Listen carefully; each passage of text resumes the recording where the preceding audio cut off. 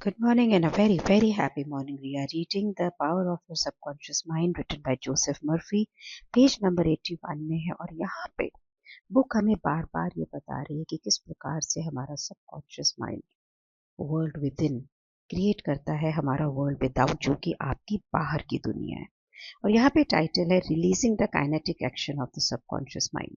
Joseph लिखते हैं कि उनके एक साइकोलॉजिस्ट फ्रेंड जो है उसने बताया कि बायोप्सी के अंदर उनके वाइटल ऑर्गन्स के अंदर कैंसर पाया गया। और फिर उनके ऑन्कोलॉजिस्ट जो थी उसने एक बहुत ही पेनफुल और डेंजरस ट्रीटमेंट उनको बताई। तो उनकी जो दोस्त थी जो कि साइकोलॉजिस्ट है, उसने एक दूसरी अप्रोच के लिया। हर रात को सोते समय वो क्वाइटली शांति से अपने आप को एफर्म करती थी कि मेरे शरीर का हर सेल, हर नर्व, हर टिश्यू, हर ऑर्गन बिल्कुल होल है, कंप्लीट है, परफेक्ट है, प्योर है।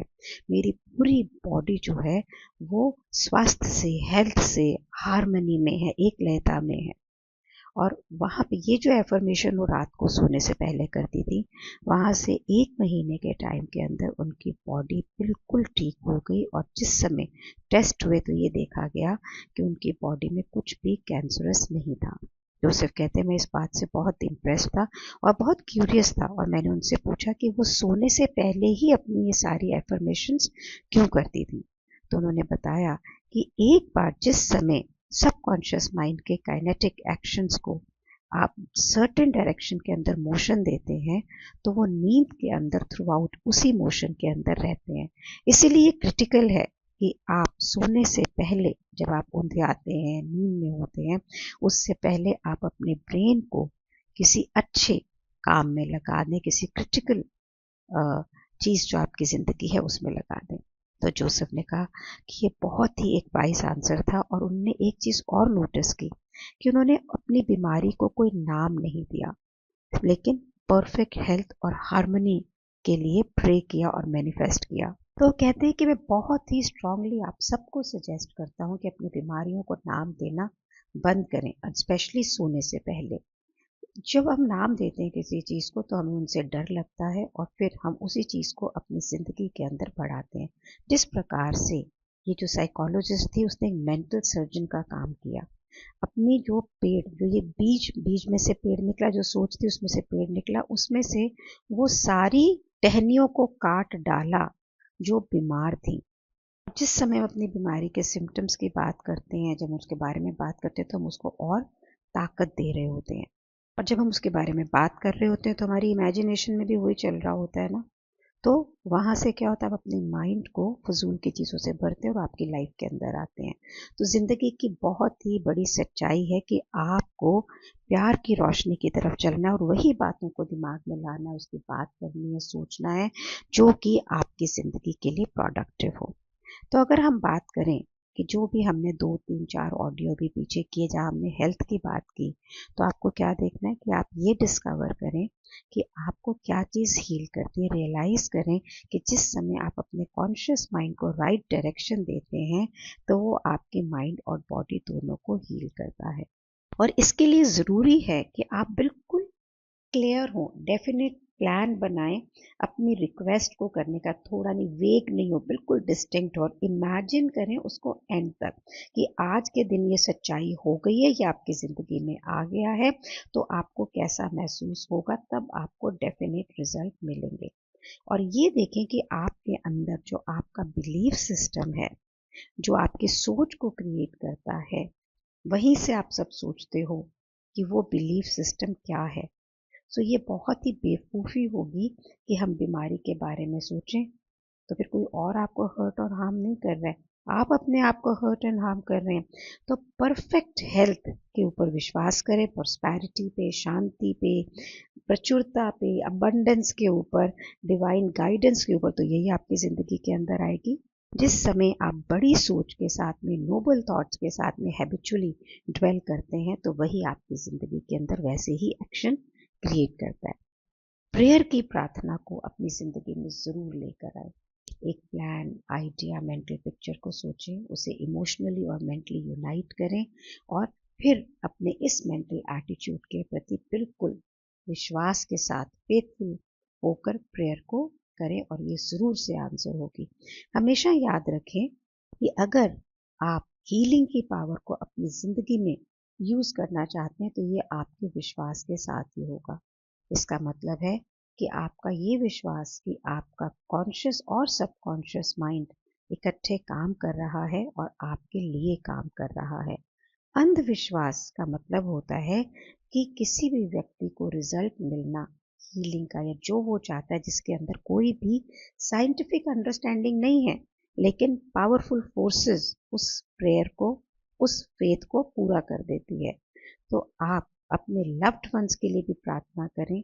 जब वो बीमार होते हैं अपने माइंड को शांत करें और अपनी सोच से हेल्थ, वाइटैलिटी और परफेक्शन को इमेजिन करें, जहाँ से जो यूनिवर्सल सब्जेक्टिव माइंड है आप उसे महसूस कर पाएंगे और जो भी आप मैनिफेस्ट करेंगे अपने प्रियजनों के लिए वो उनकी ज़िंदगी में ज़रूर होगा।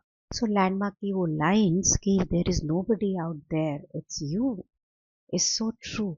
कि ज़िंदगी में हमारे बाहर जो भी हो रहा है ना, किसी और ने क्रिएट नहीं किया, ये आप है। सामने वाला व्यक्ति आपको जैसे दिखता है वो आपकी सोच से है। ये बातें आपको धीरे धीरे इस बुक के साथ में अगर आप प्रैक्टिस करते चले जाएंगे तो आपको क्लैरिटी में आएगी। अब हम शुरू करते हैं चैप्टर नंबर 6, पेज नंबर 84, और टाइटल है practical techniques in mental healing. अभी हमने फिजिकल हीलिंग की बात करी थी, अब हम मेंटल हीलिंग की बात कर रहे हैं। तो एग्जाम्पल देते हुए बुक कहती है कि जिस प्रकार से एक इंजीनियर जब एक ब्रिज बनाता है या कोई स्पेस क्राफ्ट बनाता है और किसी भी प्रॉब्लम को अप्रोच करता है, तो जो उसने पहले सीखा होता है, जो उसकी प्रैक्टिस्ड स्किल होते हैं, जो उसकी फेमिलियर टेक्निक्स होती हैं, उसके थ्रू वो उन्हें यूज़ करता है और फिर वहाँ से रेकग्नाइज टेक्निक्स के थ्रू स्किल मेथड्स के साथ चीज़ों को कंट्रोल करता है, डायरेक्ट करता है। इसी प्रकार से आपकी जो ज़िंदगी में ऐसा ही होता है।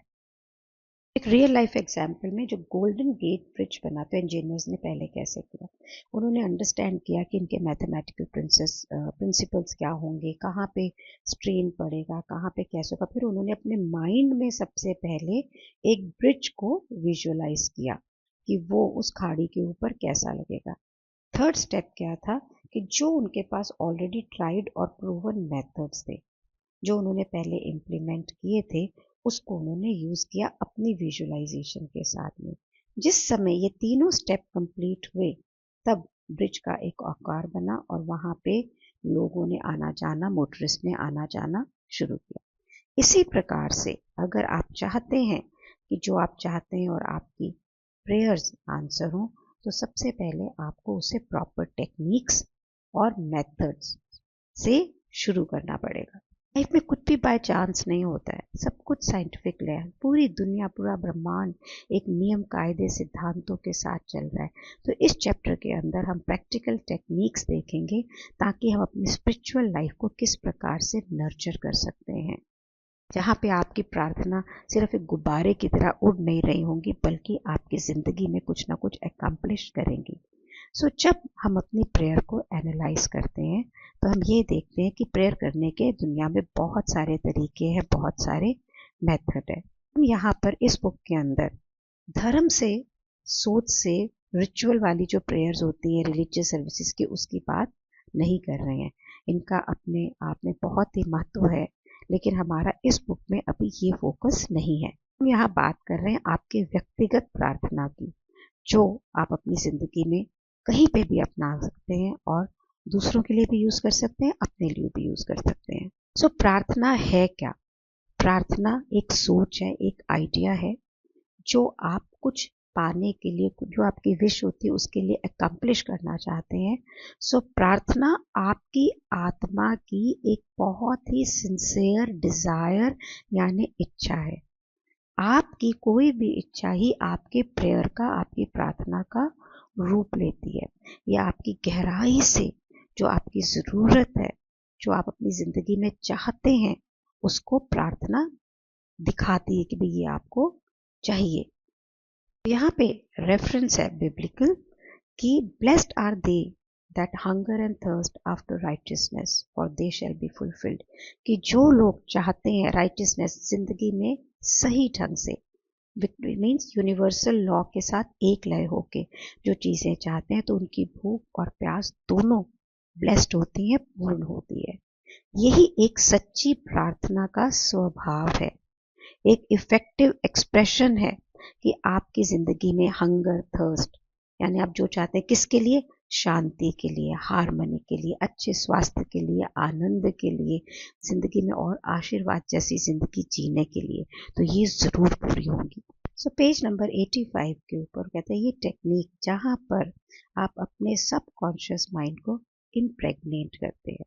तो हमने ये देखा है कि इफेक्टिव प्रेयर का जो सीक्रेट है क्या है कि आप अपने सबकॉन्शियस माइंड्स को जो आप आउटकम चाहते हैं उससे इम्पैक्ट करके उसमें वो लाइन को खींच दें। और उसका सिंपलेस्ट तरीका क्या है, पासिंग ओवर टेक्निक। मीन्स आपकी जो रिक्वेस्ट है ये सबकॉन्शियस माइंड को जाए and which is handed over by conscious mind. हमने ऑलरेडी इसको पढ़ा है और जाना है कि जो हमारा चेतन मन होता है जो सबकॉन्शियस माइंड को कहता है वो वही कर लेता है। और ये जो पासिंग ओवर अभी यहाँ पे बता रहा है कि आप कॉन्शियसली सबकॉन्शियस माइंड को अपनी रिक्वेस्ट, अपनी प्रेयर को पास ऑन करें। और ये बेस्ट अकम्प्लिश्ड कब होती है, ड्रीम लाइक स्टेट के अंदर, जिस वक्त आप नींद से पहले आधे जगह आधे सोए होते हैं ना, उस समय। सो आपको ये जानना जरूरी है कि आपके दिमाग की गहराइयों के अंदर क्या है, इन्फिनिट इंटेलिजेंस, असीम अनंत अगाध ज्ञान है और इन्फिनिट पावर है। यहाँ पे मतलब ना नापदंड वाली ताकत है। सिर्फ शांति के साथ में आप ये सोचें आपको क्या चाहिए, उसे विजुलाइज करें और फिर देखें अपनी आंखों के सामने कि किस प्रकार से वो फ्रूटेशन करता है, किस तरह से वो आपके सामने आता चला जाता है। एक छोटे बच्चे की तरह, छोटी लड़की की तरह जिसका अगर गला खराब हुआ और उसने बहुत ही फर्मली रिपीटेडली ये डिक्लेयर किया कि ये मेरा गला खराब होना, तो उसका नाम it is passing away now, it is passing away now, कि ये अभी खत्म हो रहा है। और 1 घंटे के अंदर उसका गला बिल्कुल ठीक हो गया। ये सिंपल सी टेक्निक है, बिल्कुल इसको करने में तो अपने को कोई जोर नहीं आना चाहिए ना। जो भी आप अपने सबकॉन्शियस माइंड को देंगे वो उसको एक्सेप्ट करेगा। तो आज सबसे पहले आप ये देखें कि आप अपने सबकॉन्शियस माइंड को क्या कहना चाहते हैं, गहराई से आप किस चीज के लिए प्रार्थना कर रहे हैं, and then will take further for it. Do share me with your whatever is going in your life, कोई सजेशन, कोई बात। और अगर आपको ये ऑडियो वीडियो पसंद आते हैं तो press the like button and subscribe to the channel. इन ऑडियो वीडियो को मैक्सिमम लोगों के पास आप भेजें ताकि वो अपनी ज़िंदगी में इसे यूज़ कर सकें। हमेशा याद रखें कि दूसरों का परोपकार आपके जीवन में परोपकार लेके आता ही आता है। Thank you so much for being in my life. Thank you so much.